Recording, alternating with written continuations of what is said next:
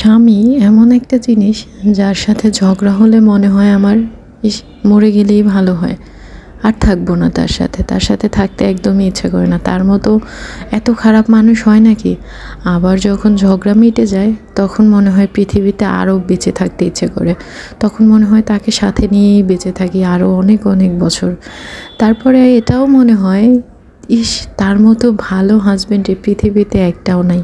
কেন এরকম মনে হয় বলেন তো? আচ্ছা ভাইয়াদের কাছে আমার একটা প্রশ্ন, আপনাদেরও কি সেম জিনিসটা মনে হয়, নাকি মনে হয় যে কবুল বলাটাই ভুল ছিল? কোনটা? যাই হোক, হাজব্যান্ড ওয়াইফের সম্পর্কটা হচ্ছে আল্লাহর তরফ থেকেই একটা মধুর সম্পর্ক। এই সম্পর্কতে ঝগড়া থাকবে, রাগারাগি থাকবে, খুনসুটি থাকবে, তারপরে ভালোবাসা থাকবে, স্নেহ থাকবে, আদর থাকবে, মায়া থাকবে, সব কিছু মিলিয়েই হাজব্যান্ড ওয়াইফের সম্পর্ক। আর আপনি যেমন তেমনই যে আপনার লাইফ পার্টনার হবে এমনও না।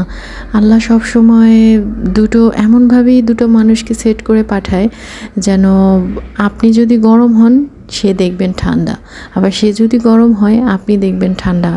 মানে একটা গরমের সাথে যদি গরম ফিট করে দেয়া হয় তাহলে তো বাস্ট হয়ে যাবে, তাই না? যার জন্য আল্লাহ পাক এভাবেই প্রত্যেকটা বন্ধন তৈরি করে রেখেছে, যেটা হচ্ছে যে আপনার মেজাজটা যদি একটু গরম হয়, আপনি একটু যদি বদমেজাজি হন, তাহলে আপনার স্ত্রী বা আপনার ওয়াইফ সে একটু কুল হবে, একটু ঠান্ডা হবে, একটু শান্ত স্বভাবের হবে। আর এই জন্য কখনো এই সুযোগটা নেওয়া উচিত না সে ঠান্ডা, এই জন্য আমি যেভাবে ইচ্ছা তার সাথে সেভাবেই ব্যবহার করব না, সেটা কখনোই করবেন না। দুজনের মাঝখানে রেসপেক্ট, ভালোবাসা, সম্মান সব কিছু রাখবেন। রাগারাগি হবে, ঠিক আছে, রাগারাগি হতেই পারে, কিন্তু রাগারাগির সময় এটা কখনোই করবেন না যে দুজনকে অপমান করে কথা বলবেন, দুজনের দুর্বল পয়েন্টে দুজন আঘাত করবেন। রাগারাগি হচ্ছে কথা বলা বন্ধ, ঠিক আছে, ইটস ওকে, তাই বলে সম্মান, কেয়ার এগুলো কখনোই কমাবেন না। যদি এগুলো কমান বা দুজনেই যদি রাগটা অনেকক্ষণ ধরে রাখেন, সেই সম্পর্কটা কখনোই বেশি দিন আগাবে না। সম্পর্ক বেশি দিন আগানোর জন্য রাগারাগি হয়েছে সেটা যত তাড়াতাড়ি সম্ভব মিটিয়ে ফেলুন, যে কোনো একজনে সরি বলে ফেলুন।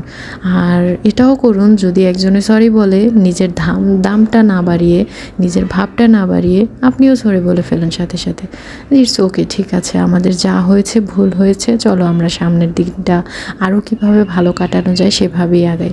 তো আজকে যাই হোক অনেক কথা বলে ফেললাম। তো আজকে আমি রান্না করতেছি এখানে লইট্টা মাছ, আর কিভাবে রান্না করলাম সেটা তো দেখলেনই। আর লইট্টা মাছটা আমার কিন্তু অনেক বেশি পছন্দ, আমার হাজব্যান্ডেরও পছন্দ, মোটামুটি সবারই পছন্দ। তো আমার ভিডিওটি কেমন লাগলো অবশ্যই কমেন্ট করে জানাবেন। আল্লাহ হাফিজ।